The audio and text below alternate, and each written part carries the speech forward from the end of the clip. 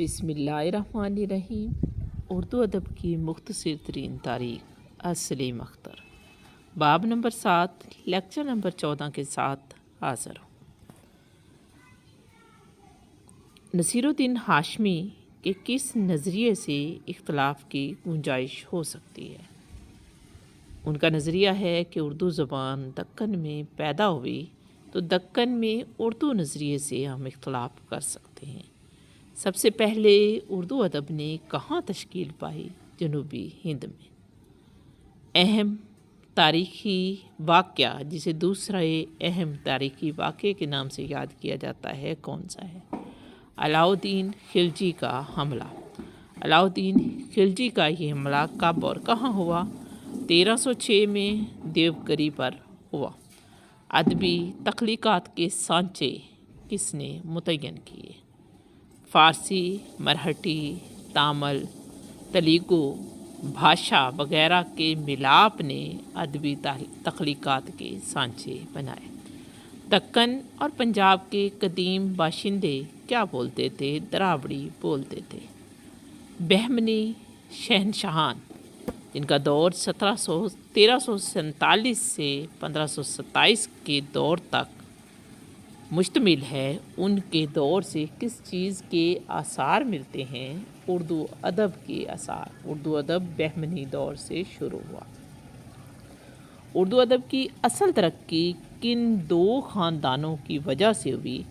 پہلا خاندان ہے قطب شاہی خاندان جو 916 ہجری سے 1098 ہجری تک جن کا دور ہے، اور دوسرا عادل شاہی خاندان 898 ہجری سے 1097 تک۔ تو اردو کی ترقی ان دو خاندانوں کی وجہ سے ہوئی، قطب شاہی اور عادل شاہی خاندان۔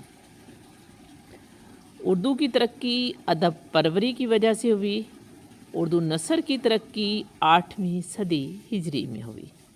سید محمد عبداللہ الحسینی نے حضرت غوث اعظم شیخ عبدالقادر کے کس رسالہ کا دکنی میں ترجمہ کیا؟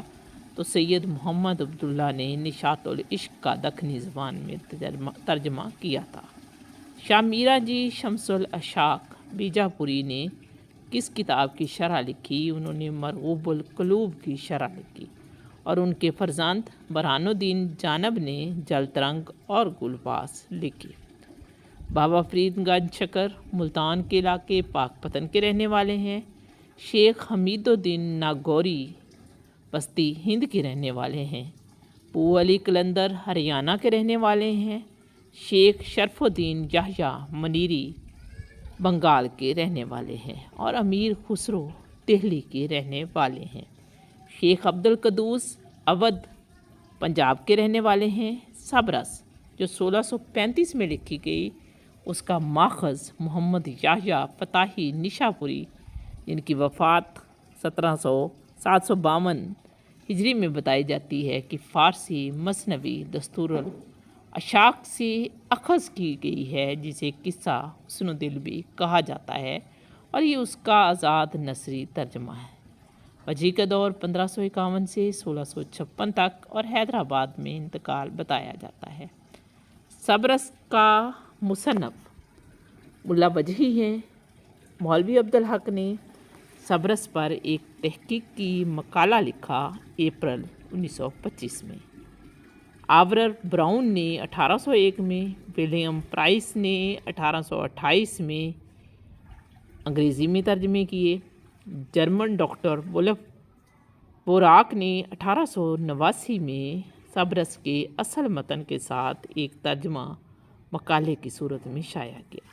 مسٹر گرین شلڈس نے 1926 میں سبرس کا اصل متن پھر طبع کیا۔ سبرس دراصل ایک تمثیل ہے۔ اس میں 76 کرداروں کی بات ہوئی ہے۔ ملا اسد اللہ وجہی نے کس نام سے مثنوی لکھی؟ کتب مشتری سے۔ مولوی عبدالحق نے اس پہ سبرس پہ ایک تحقیقی مقالہ لکھا، اور سبرس کو کب شائع کیا؟ 1939 میں۔ کتب مشتری کو دکن کی پہلی طبع آزاد مثنوی قرار دی جاتا ہے۔ پہلا انشائیہ نگار کون تھا؟ ملا وجہی۔ भारत में किसने मुल्ला वजही को उर्दू इंशाइया का बाबा आदम कहा? डॉक्टर द्विवेद विशट ने उस मुल्ला वजही को उर्दू इंशाइया का बाबा आदम करार दिया है। डॉक्टर सईदा जाफरी की तालीफ का नाम क्या है? दख्नी नसर का इंतखाब। उर्दू शहपारे डॉक्टर सैयद मोहिउद्दीन कादरी ज़ोर की तालीफ है। नसीरुद्दीन हाशमी के बकौल कुली कुतुब शाह पहले शायर नहीं बल्कि वजदी पहले शायर है। किस को रेख्ती का मौजद करार दिया जाता है? हाशमी बीजापुरी को। हाशमी ने दक्कनी गज़ल को क्या करार दिया था? हाशमी कहते हैं कि दक्कनी गज़ल उई की बोली है और ज़न्नानी गज़ल है। आज़ाद ने किस में वली को उर्दू शायरी का बाबा आदम करार दिया था? तो आज़ाद ने अपनी तसनीफ़ आब हयात में वली को उर्दू शायरी का बाबा आदम करार दिया था।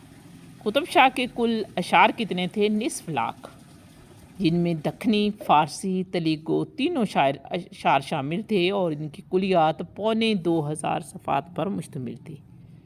कुतुब शाही हुक्मरानों ने दारुल हुकूमत किस इलाके को बनाया? गोलकंडा को बनाया।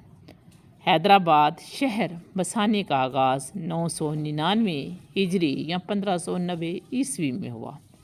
हैदराबाद की अलामत या सिंबल चार मीनार जो है वो किसने तामीर करवाया था? कुली कुतुब शाह ने।